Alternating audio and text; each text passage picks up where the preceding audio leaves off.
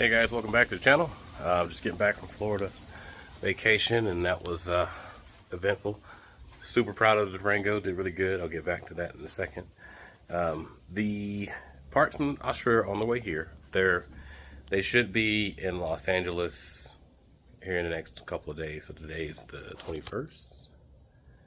22nd. Today's the 22nd. I started driving from Florida on the 21st in the morning, and we got here about 4 o'clock this morning.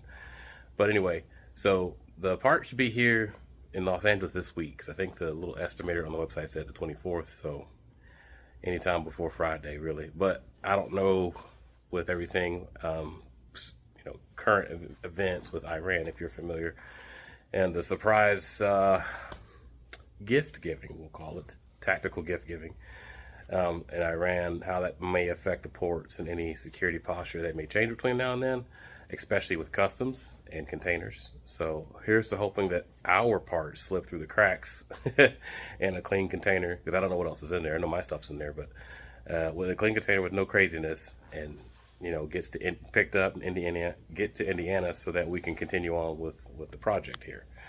So that being said, I got a little bit of a predicament.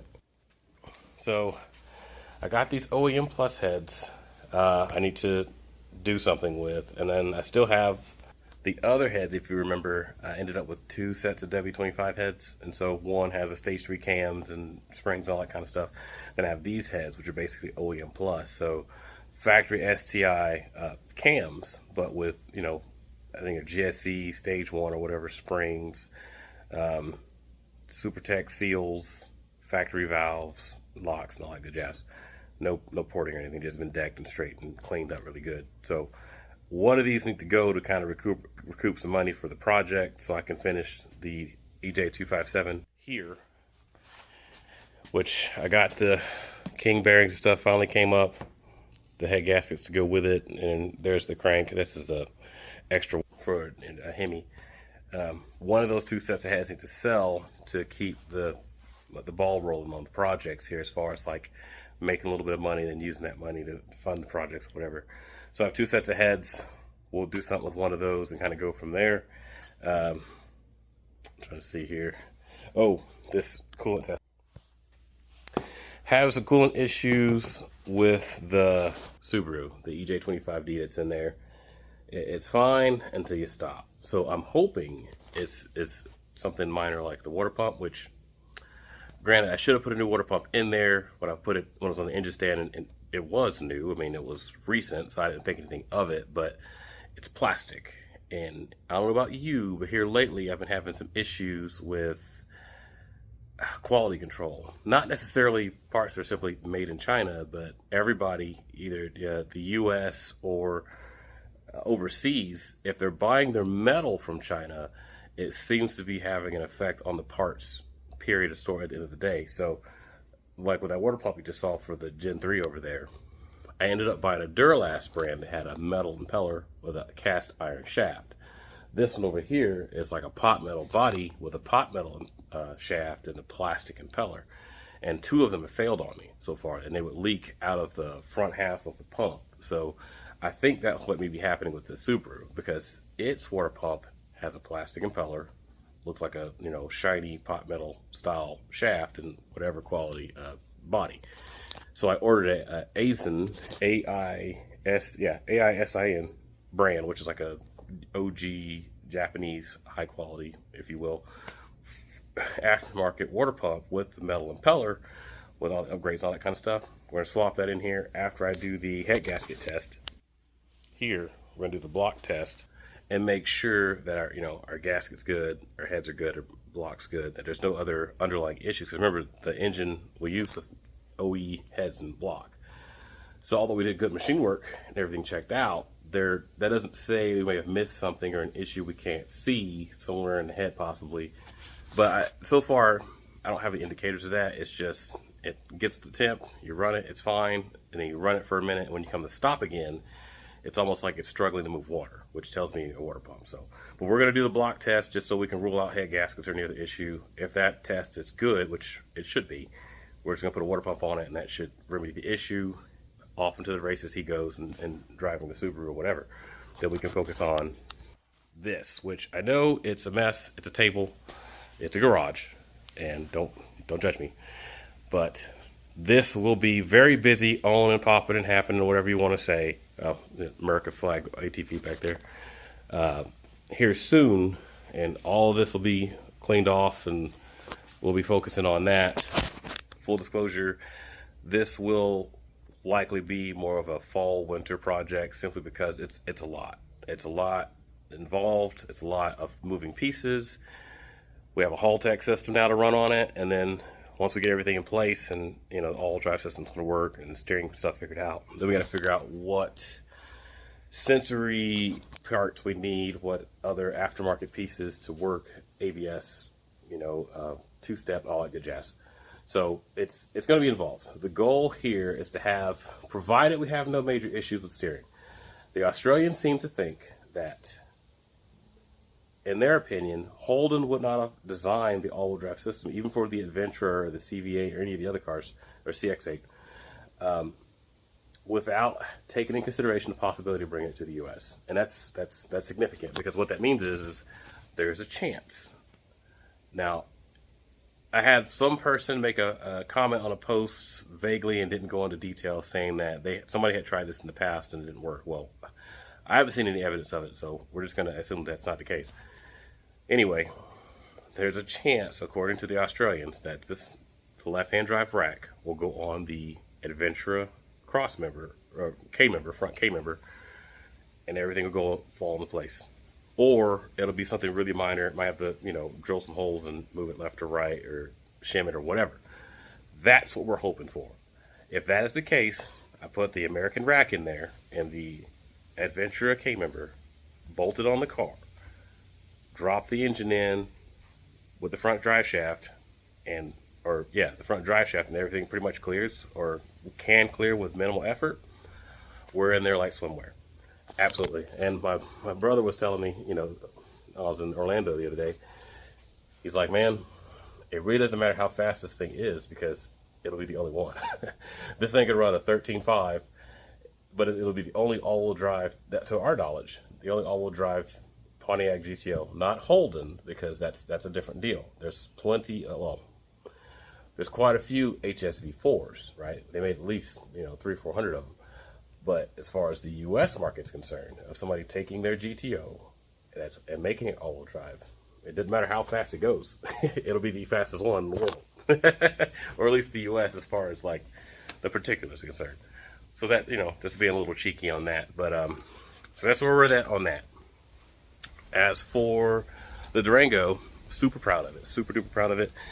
I don't want to bring any bad vibes my way, but I'm just saying, for what this thing is, the amount of money we spent and the bugs we ended up having to work out of it, to have gone probably 4,000 miles round trip, if you include the driving we did there, I could not be more proud of this thing.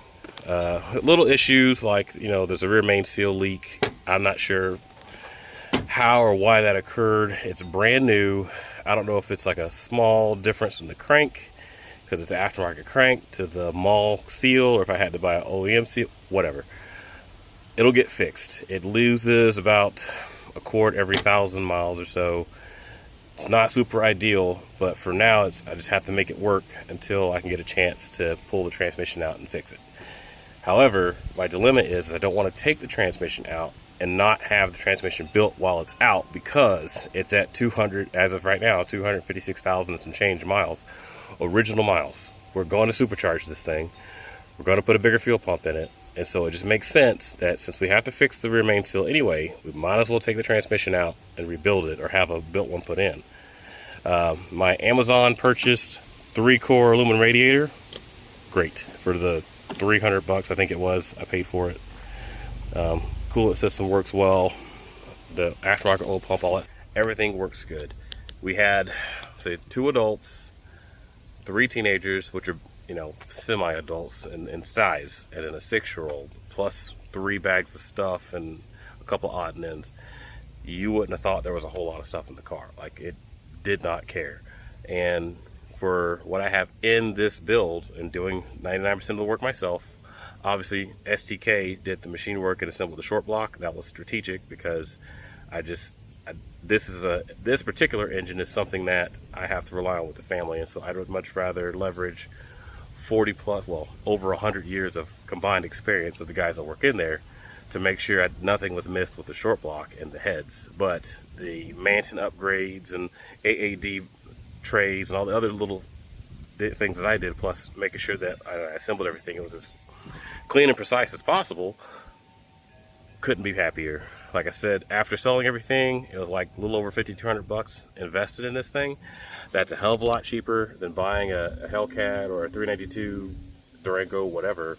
And power-wise, it's all there. Now, having driven it so far, I got some hard numbers. We're looking at about 18.5 miles per gallon, depending if you keep it under 75 or over 75, which isn't bad. City drive at about 16, which, like I said, if you look up a comparable SRT anything, whether it's a 6.4 or a 6.2 supercharged like in the Hellcats, that's not bad, you know, because like I said, the long block all invested, I'm at about $5,200 after subtracting what I was able to sell to offset my costs. Before all of that, I'm probably closer to $8,000, but even then, that's a hell of a lot cheaper than buying a used SRT vehicle. The only downside is I'm rear-wheel drive versus four-wheel drive, which is fine because that the 8HP70 that's in here will live a lot longer in a two-wheel drive platform, even being this heavy, with, we'll say, daily drivable street tires, no radials or nothing like that, than it would in an all-wheel drive system, because it's, one, a lot lighter, and two, it's a lot less strain on the trans. So I have that going for me. But when it was time to pass, it passed. No two ways about it. It passed when I needed to pass. It overtook when I needed to overtake. Well, I guess it's one and the same. Merging on the highways, just trying to catch that light every now and then. It did it. No issues. It didn't miss a fucking beat. It was smooth. It purrs right about 1,500 or so RPM in 8th gear, depending on how fast you're going. I couldn't be more proud of this thing. And we got home about 4:30 this morning. Not a single issue. I am going to do something about the cooling though. Not that the radiator's not enough, it's fine. But being in 90 plus, almost 100 degree heat in Florida taught me a few things with my coolant system, because we don't see that a lot here in Oklahoma. However, because I was in Orlando, I was able to find any small shortcomings in my coolant system to address them before the supercharger, right? And so that's important, especially if you're a DIY type like myself and don't send everything to the shop. It's something to consider.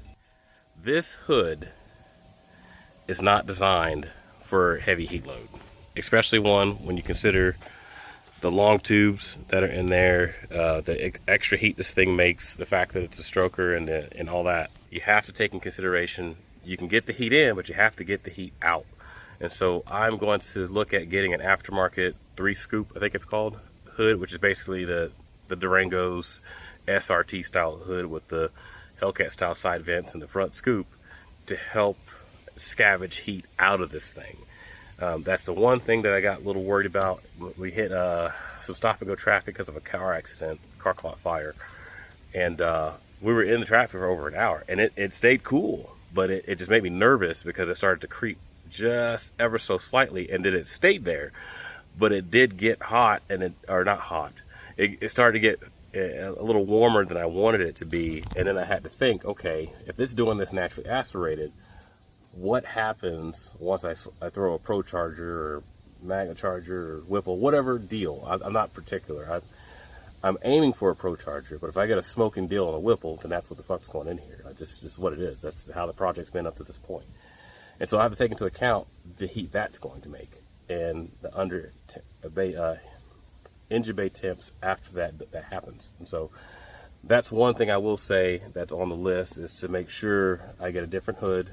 I'm not particular if it's OEM or overseas, I don't care. 3-scoop hood, that's affordable. I found one in not Little Rock, near Fort Smith, which is about an hour and a half from here, for $380. So that's what we're gonna do. We're gonna put that on there, take off the stock hood. That should help. It's flat black, so I'll just hit it with some matte black spray, because like the TA edition Hemi stuff, if you're not familiar, has factory flat hoods. I'm just gonna run a flat hood on this thing. I don't care about painting it or anything like that. Everything else, the front bumper and grill, I'll keep factory. I'm not going to go over the top with the 18 front end and the headlights. No, we're using practicality, daily drivability, and common sense. We're not overshooting this thing because we built it to drive. That's what we're going to do.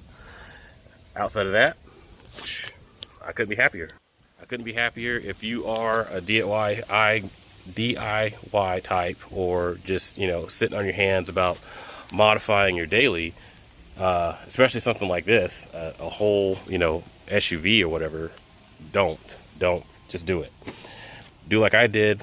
Plan smart, wait for deals, spend money where you need to spend money. I have more money in the valve train than I have in the rotating assembly, and that may not make sense to some, but you gotta understand a lot of the issues the Gen 3 Hemi has is up here. So between the rocker shafts, the bronze bushings, and the shims, and everything else that I have in there, quality push rods, quality lifters, quality additives, more importantly, that I run in the oil, that's where I spent the money, because that's where it mattered. Okay, I have, you know, eagle rods. There's a K-Tech forge crank, and then some new out of stock or overstock Mall 426 stroker pistons that are in this. It's all quality stuff. You could argue that I could have done better than the eagle rods or whatever. Listen, it fit the budget, it fits the build. They're rated to 700, 800 horsepower. Way more power than this thing's probably ever going to see to the tire, so I'm not worried about it. This thing, even supercharged, might see 7.25 to the tire. We're not talking Hellcat numbers where they're giving you crank horsepower. We're talking to the rear wheels. 7.25 in a rear-wheel drive Durango is more than enough. More than enough for daily. More than enough. Because we still got the GTO. We still got the EJ257 in there that needs to home. I'm not sure what we're going to do with it yet. I mean, it's either going to go in an STI like I'm planning on getting there in Kansas, that 2011, or we'll get a GC8 or an older body style Subaru like that wagon over there for $200-300 to just run a standalone. I don't know. It's not really a priority right now. I just want to assemble the engine so I can put it on the engine stand and get it off the freezer. Other than that, that's all I got going on, man. Give you guys an update. The Durango's doing exactly what I designed it to do, what I built it to do, and it's doing it well. And so I encourage a lot of you who are in my same position, be it the Durango, Challenger, Charger, or whatever your daily driver is that you're thinking about doing something with to enjoy a little more, by all means. It is possible to modify something, not go over the top, not spend bajillions of dollars, and think of it like a 60s dad, 70s dad, you know, the guys who had like F100s and Suburbans back when they were a thing, and you know, all kinds of odd and end cars, wagons, you know, that was a big thing in the 70s, and they just put good engines, transmissions, and they did the job. They weren't necessarily rocket ships, but they were no slouches. They got the family where they needed to go. They lasted them a long time. We've had this going on 7 years. I'm going to do some AAD suspension. We're going to drop it, put wheels on it, do the SRT brake upgrade, change the hood, and it's just going to be a really good family hauler. We like to drive. We have no problems with driving. We're a driving family, so that's what we're going to do. And if I had anything to stress about this project up to this point, get out there and drive. Who cares about cars and coffee? No one gives a shit about your YouTuber guys and their ridiculous builds. Go out there, enjoy the country, enjoy the roadside, take your families, make memories, because nobody's promised tomorrow.